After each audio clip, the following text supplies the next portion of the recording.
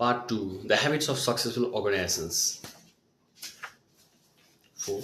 Keystone Habits or the Ballad of Wall O'Neill, which habits mattered most.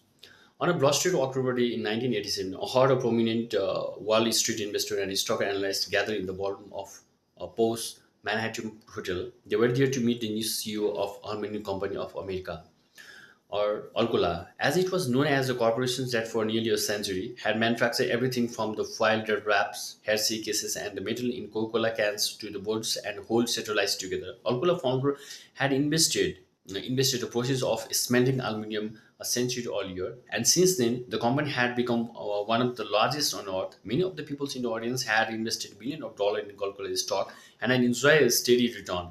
In the past year, however, Mr. Grumbling started. Alcola management had made missed step by after missed step unwisely trying to expand into new product line while competitors stole customer and profit away. So there had been a palpable sense of relief when Alcola board announced announced it was time for new leadership. That relief through turned to unease when the choice was announced. The new CEO would be a former government bureaucrat named Paul O'Neill. Many on Wall Street had never heard of him when Alcoa stewed this meet and great at Manhattan Ballroom. Every major investor asked for an invitation. A few minutes before noon, O'Neill took the stage. He was 51-year-old, trim and dressed in grey pinstripe and red power tie. His hair was white and his postures military straight. He bounced up the step and smiled warmly. He looked dignified, solid, confident, like a chief executive. When he opened his mouth, I want to talk to you about worker safety. He said, every year numerous alcohol workers are injured so badly that they miss a day of work. Our safety record is better than the general American workforce, especially considering that our employees work with metal that are 1500 degrees and machines that can rip a man's arm off. But it's not good enough. I need to make Alcola the safety company in America. I intend to go for zero injuries.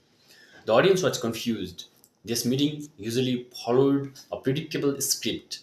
A new CEO would start with an introductions, make us talk self-depreciating jokes, something about how he slept his way through Harvard Business School, then promised to boost profit at lower cost. Next would come an excoriation of taxes, business regulation, and sometimes with a forward that suggests first-hand experience in divorce court lawyer.